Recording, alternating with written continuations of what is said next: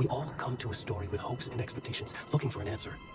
Sometimes it would be better to live with that hope without ever knowing the full story.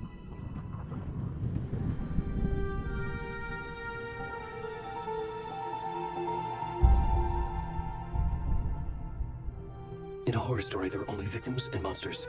And the trick is not to end up as either. But trapped by the genre, we are all ripped to pieces along the way. This is not the story I hoped it would be. This is not the ending I wanted. This story will eat us alive. This story is a monster. And monsters wear many faces.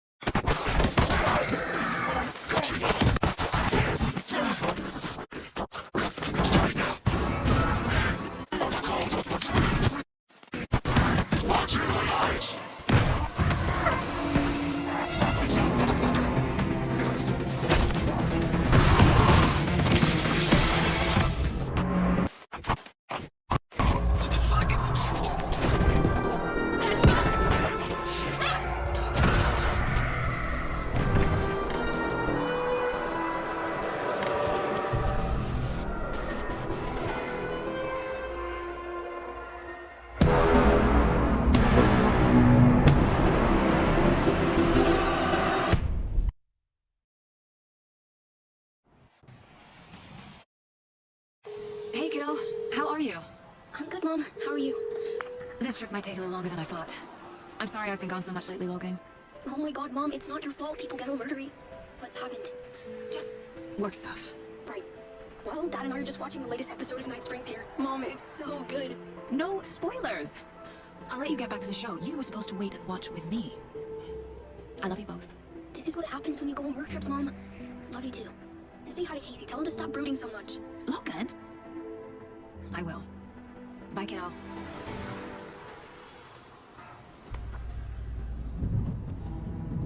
Logan thinks you should try cheering up.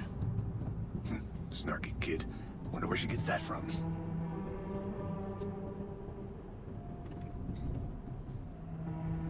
It can't be a coincidence that another body turns up just as we arrive in town.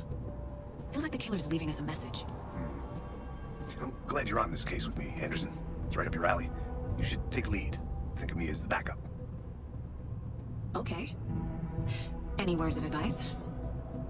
Nothing that would cheer anyone up.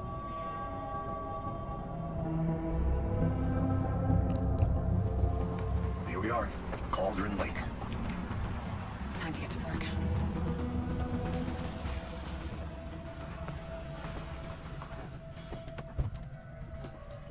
A deputy was supposed to be here to show us to the crime scene. There's the car, so where's the deputy? Eaten by a bear? I'll check out that map. Worth memorizing before we get swallowed up by the trees.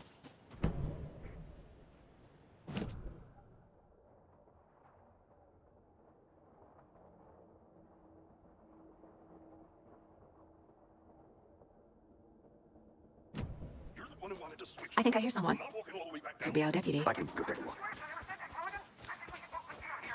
Hey, over here. Hey there. Agent Casey, right? Sheriff Breaker said you'd be coming by to take over the case. You're half right. Anderson?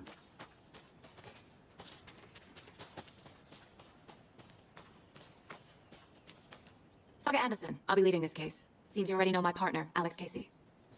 Shoot. Sorry about that, ma'am. I'm Deputy Mulligan. I just figured that, that, Federal agent's right here, Thornton. My partner Thornton, down at the crime scene. He's not what you call the sharpest axe in the shed. Right here? What do you mean? I didn't hear you. Shit! They didn't hear me, did they? What can you tell us about the crime scene? Tell them about the heart. I was getting to that, Thornton. Well, we reckon there are some organs that are currently outside the victim's person when they should be, inside. Were there any witnesses? Yeah, a couple out-of-towners. I wonder what they were doing sneaking around the woods at night. It's pretty suspicious. Yeah, steady, folks. Right, Thornton. Sheriff Breaker took him back to town a while ago. I want to see the body. How do we get there? Oh, sure, that's real simple.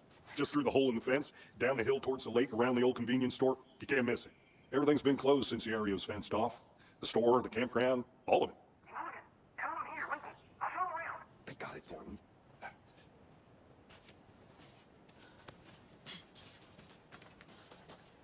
Before we get to the crime scene, there's time to review the facts of the case so far. Make sure I'm seeing the clues clearly. I need to think through the facts of the case. My version of the Mind Palace technique. To sift through clues and work the case. In each field office as a model in my head. I see you're already hard at work, Anderson. Close to cracking it? We're just getting started. Let's head down the hill to the crime scene. Hey, Casey. You putting me in charge. Why now? Look, Anderson, you're a better detective than I am. You've cracked cases that have the rest of us baffled. I don't want to slow you down. Are you thinking of retiring? You know what happens to cops who say this is their last case. Mm-hmm. Real funny, Anderson. Oh.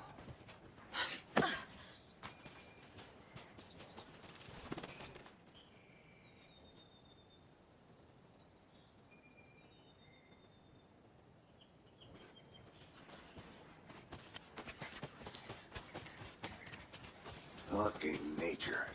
Gives me a headache. There's too much sky. Not a bad place to get murdered. If getting back to nature is your thing. Damn. Should have brought an umbrella. I like the rain. The only thing around here that feels like home. You think the local law had the sense to put up a tarp? If they did, next coffee's on me.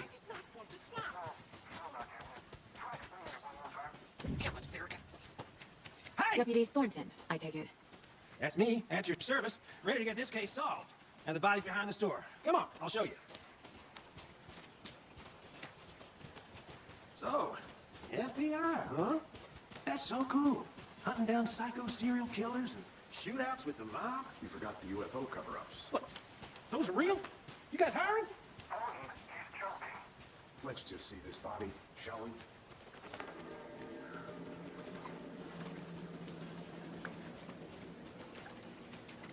scene of the crime. We found him on the table, and we didn't touch nothing. You know, procedures and stuff. Thanks, Deputy. No tarp. You owe me a coffee. Okay, let's start by examining our guest of honor.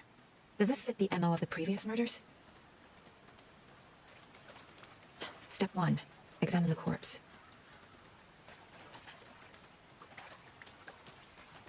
Body is positioned on the table. Ritualistic. Another body turns up just as we arrive in town. Coincidence?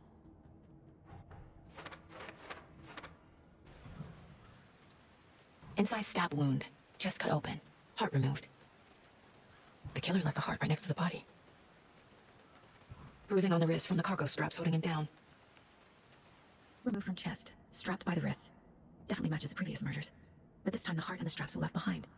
More clues to work with. This makes 4 murders that we know about.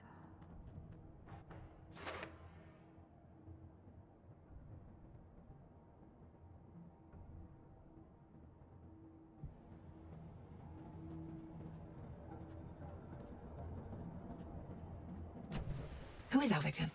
Who killed him? Need to find more clues. Large amount of blood on the table. The victim died here. Multiple people were here. Multiple killers?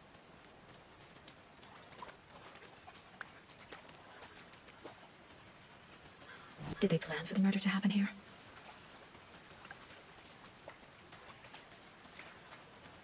Any idea who the victim is? I sure do.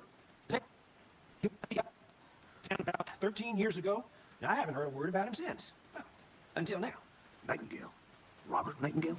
Oh, yes. You probably knew him. Brothers in arms. Oh, and sisters.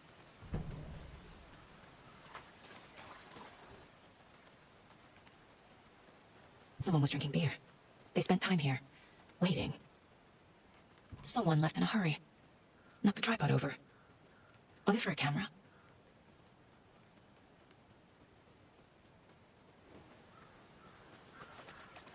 So you knew our victim? I didn't recognize him in his current state. But yeah, I ran into him a few times in Quantico. Never worked any cases together. After his partner got killed in the field, he went off the deep end. Got the boot pretty quick after that. So what happened to Nightingale after the Bureau let him go? I only know the rumors. Depression led to booze, booze led to paranoia. He got some wild ideas in his head, chased ghosts until he fell off the map. Guess he ended up here. I bet there's more to that story. But no happy ending. Nightingale went missing 13 years ago, 2010. The same as all the other victims. Certainly fits the pattern. Makes me wonder what was going on that year. Probably something this town wants to forget. They planned for the murder to happen here, passing the time with equipment ready. They were waiting for him. But why Nightingale? He's been missing for 13 years. Why here? Why now? Profiling.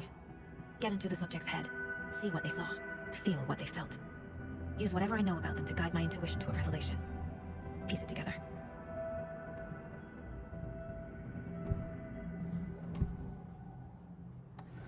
Nightingale has been MIA for 13 years. How did he end up here? Up from the lake that's not a lake. It's dark. He was there too. You are not allowed in the lake until he says otherwise. Robert Nightingale came from the lake, before his murder. Nightingale chosen as the victim. Why? Flip a switch, it goes click. Lights are off. It's somebody's home. Somebody's home. This wasn't some random act of violence. This was a ritual. And Nightingale a component. They didn't see him as a person. More like a container for something. The lake is connected to Nightingale somehow. Casey, let's take a look down by the lake. Lead the way. Sounds good. This way, right? Right. Okay, well, I'll just wait here. This one of your hunches, Anderson? Did something happen at the lake? I think Nightingale came up from that direction. From a lake. Probably looking for shelter. Safety.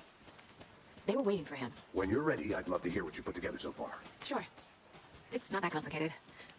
Nightingale was out in the woods alone at night, possibly nude. The killers knew he was here, ambushed him, dragged him to the campgrounds, strapped him to the table, cut his heart out. But then they were interrupted by those witnesses bookers. The job is unfinished. That seems pretty complicated to me. What was this guy doing skinny dipping at this time of year? I haven't figured that part out yet. Lots of questions. Lots of answers for us to find. I'm gonna go check something out. Be right back. Got it.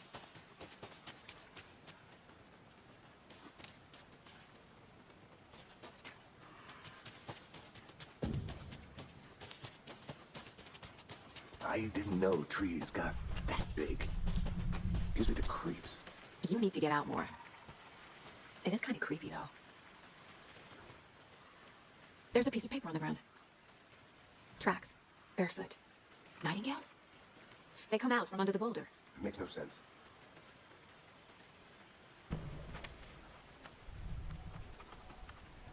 A page full of text on one side. Not a printout. Written with a typewriter. Old school. Lines scratched out and edits added with a pen. Like a manuscript. Page of a story. Killer left a message. It's for us. The text is about us. The victim was one of their own. FBI Special Agent Robert Nightingale. And then there was a page they found. The first step down into terrifying depths. Reading the words. These words felt like a message. Someone knew they were here, someone playing a game with them. An invitation. How could they not accept? Even if they knew it would end up hurting them.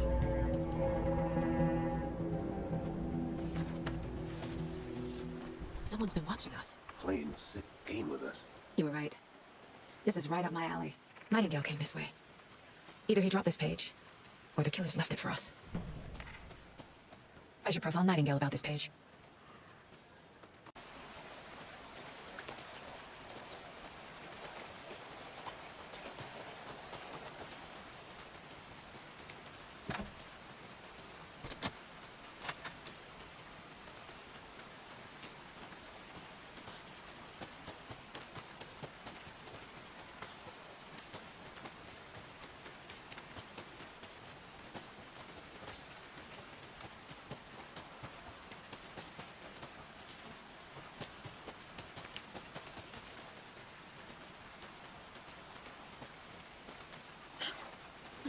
A lunchbox again. Who's leaving these out here?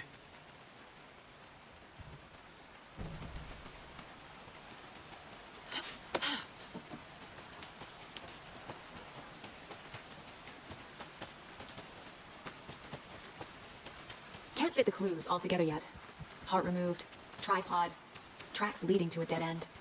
Tripod? For a camera? To record a snuff film? Maybe. And why take out his heart just to throw it away? Stuffed in something for us to find.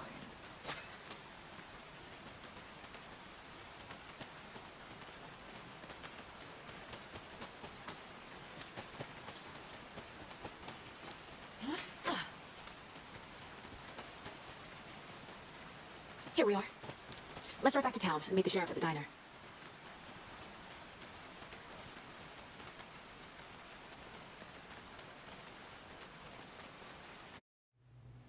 I can't get that manuscript page out of my head. I've never seen killers.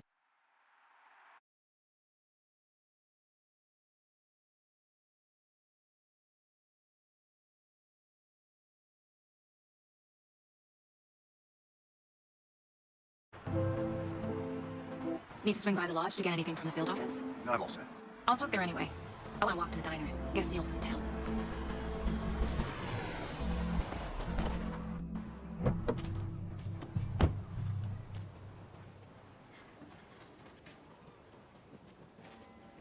The diner's just up the waterfront. Shouldn't keep the sheriff and our witnesses waiting. I smell coffee.